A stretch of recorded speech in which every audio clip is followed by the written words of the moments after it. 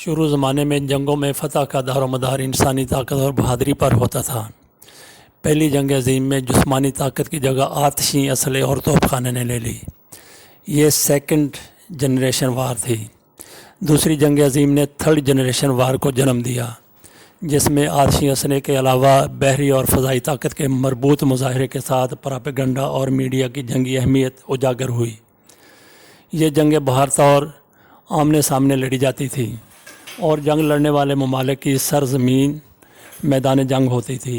اس کے بعد fourth generation وار کا زمانہ آیا۔ ویتنام کی جنگ سے شروع ہونے والی اس ڈاکٹرائن کی ترقی یافتہ شکل افغانستان کی جنگ میں نظر آئی۔ اس قسم کی جنگوں میں سب سے پہلے میدان جنگ کو کسی اور ملک میں منتقل کیا گیا۔ اس کے بعد کوشش کی گئی کہ جنگ میں عملی طور پر حصہ لینے والوں کی اکثریت بھی اپنے ملک کی نہ ہو، تاکہ حملہ آور کا کم سے کم جانی نقصان ہو۔ آج کل کے زمانے کی ففتھ جنریشن وار میں نہ تو اسلحہ بارود استعمال ہوتا ہے اور نہ اعلان جنگ کیا جاتا ہے، بلکہ یہی پتہ نہیں چل رہا ہوتا کہ کون در حقیقت کس پر حملہ آور ہے۔ حملہ آور قوم کا اہم ترین اسلحہ پراپیگنڈا اور آزاد میڈیا ہوتا ہے۔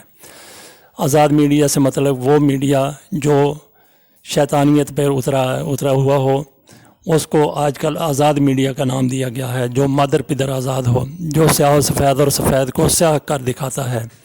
حملہ کی زد میں آنے والی قوم میں سے ہی کچھ لوگ میڈیا میں خبروں، کالمز اور ٹاک شوز میں، کبھی این جی اوز کی صورت میں لبرلزم اور انسانیت کے نام پر اپنی ہی قومیت اور نظریے پر حملہ آور ہوتے ہیں۔ عزت اور بے غیرتی میں فرق صرف احساس کا ہوتا ہے، اور اس جنگ کا مقصد کسی قوم میں اس احساس کو ختم کر دینا ہوتا ہے۔ اور اس جنگ کا سب سے مہلک ہتھیار، جسے آپ اس جنگ کا ایٹم بم یا ویپن آف ماس ڈسٹرکشن کہہ سکتے ہیں، وہ یہ ہے کہ سکولوں کی درسی کتب، تفریحی اور عوامی دلچسپی کے مقامات اور میڈیا اور ٹی وی پروگراموں کے ذریعے آنے والی نسل کی بنیادی سوچ ہی تبدیل کر دی جائے، اور مذہب اور وطن سے محبت کی بجائے ان کے دماغوں میں انسانیت کے نام پر وطن اور مذہب کے بارے میں شکوک و شبہات کے بیج بو دیے جائیں، جو آگے چل کر نفرت اور بیزاری کے درخت بن جائیں۔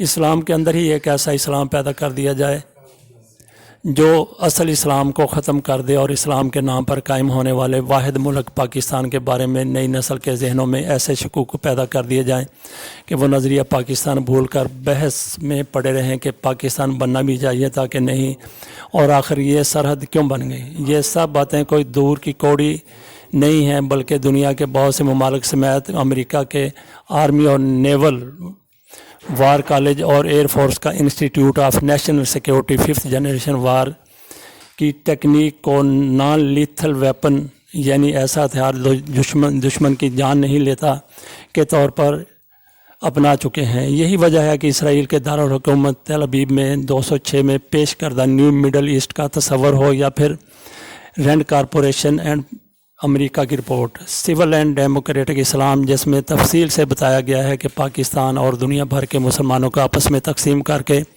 اسلام کی روح اور پاکستان کے نظریے کا خاتمہ کرنے کی غرض سے کس طرح ہماری ہی درسی کتب، چینلز، میڈیا اور کچھ لبرلز اور این جی اوز کو استعمال کرتے ہوئے ہمارے ملک میں اپنے نظریات کا پرچار کر کے اسلام اور پاکستانیت پر حملہ کرنا ہے۔ ہمارے اسکول بند نہیں کروانے، بلکہ ہمارے اسکولوں کے نصاب کو تباہ کرنا ہے۔ اسی لیے آج ہماری مساجد تو اپنی جگہ پر قائم ہے، لیکن غیر محسوس طریقے سے ہمارا ہر گھر مندر میں تبدیل ہو چکا ہے۔ بظاہر بے زر نظر آنے والے کارٹون ہمارے چھوٹے چھوٹے بچوں کو رام، سیتا اور ارجن کے کردار کی عظمت کا سبق دے رہے ہیں۔ صحابہ کرام کی بہادری کے قصر پڑھنے والی قوم کے بچے آج چھوٹا بھیم، ہنومان، کرشن کی بہادری دیکھتے جوان ہو رہی ہے۔